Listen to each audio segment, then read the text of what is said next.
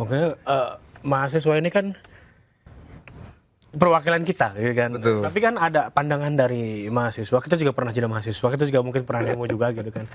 Ada selentingan-selentingan dari mahasiswa yang mungkin terdengar provokatif, tapi pada saat jadi mahasiswa terdengar real, bener gitu. Betul.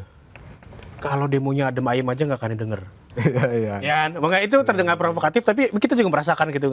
Abang melihatnya gimana sih sehingga banyak pada akhirnya masa pendemo tuh lebih memilih anarkis gitu. Tapi menurut abang kayak gimana kayak gitu? Iya, saya pikir istilah provokatif itu kan tidak harus dimaknai misalnya itu harus misalnya merusak fasilitas umum. Tidak harus dimaknai bahwa provokatif itu ketika kita melakukan misalnya pelemparan batu dan seterusnya.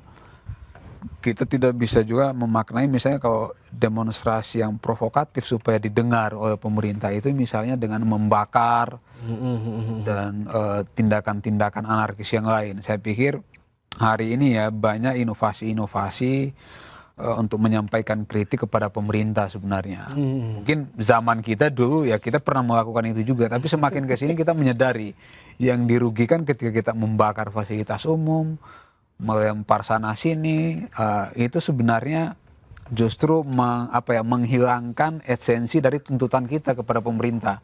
Jadi itu yang kemudian terfollow up oleh media, anarkisme itu sendiri, bukan substansi dari tuntutan kita.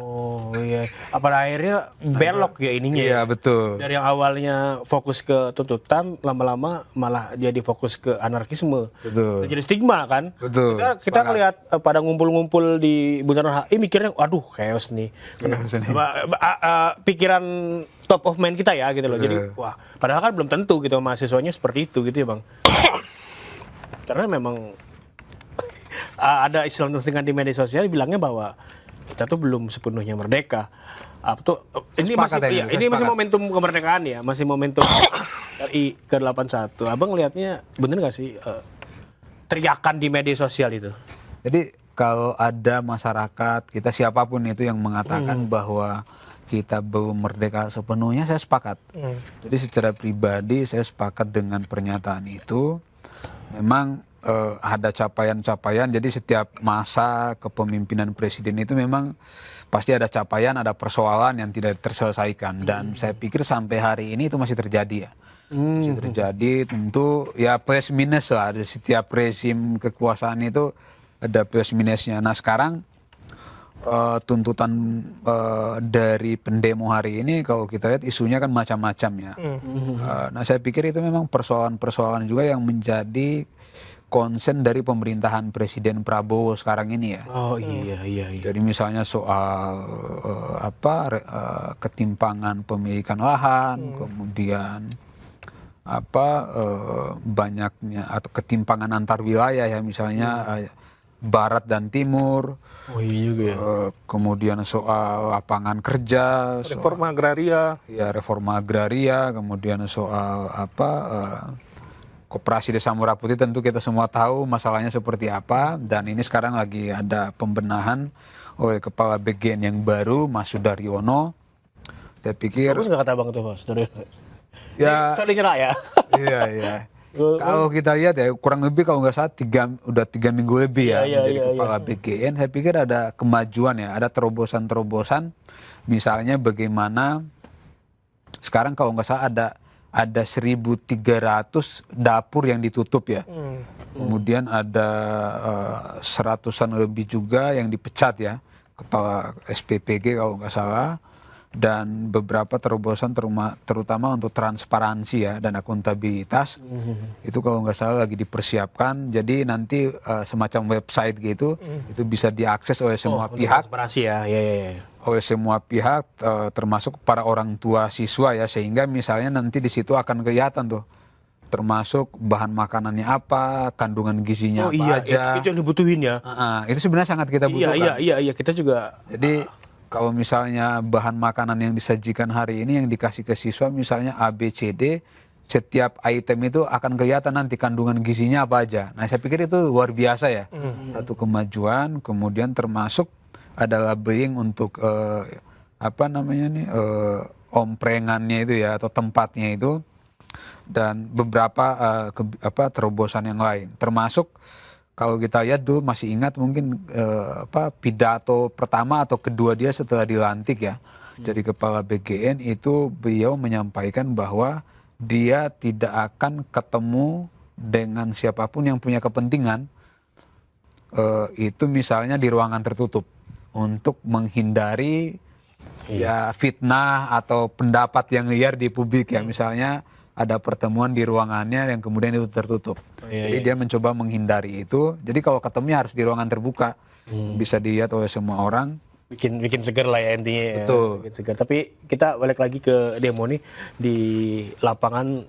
Sebenarnya kita masih mengupayakan untuk live report di lapangan karena kelihatannya masa sudah mulai berkumpul banyak, tapi ada sedikit kendala. Tapi sebelum kita mungkin lihat live report di lapangan, kita bacakan dulu tuntutan dari mahasiswa yang sekarang ada 8 kalau nggak salah. Yang pertama itu menghentikan apa yang mereka sebut sebagai penjajahan negara atas rakyat sendiri. Kedua, menghentikan korupsi-kolusi dan nepotisme. Ketiga, mewujudkan reforma agraria sejati. 4, menurunkan harga kebutuhan pokok dan BBM. 5, mengevaluasi total proyek strategis nasional, serta menghentikan MBG dan koperasi desa merah putih. Lalu 6, menghentikan pemusatan kekuasaan dan pemangkasan transfer ke daerah atau TKD, serta mengembalikan otonomi daerah. Dan yang ketujuh, menerapkan status bencana nasional untuk daerah Sumatera dan Flores, serta mempercepat pemulihan wilayah yang terdampak. Sedangkan 8, tuntutan terkait penghentian keterlibatan TNI Polri di ruang sipil. 8 ini yang jadi sorotan utama nih Bang untuk demo mahasiswa hari ini. Tapi menurut Abang dari 8 ini mana dulu deh yang paling urgent untuk didengar pemerintah? Kalau saya yang pertama yang paling penting ya itu pertama KKN.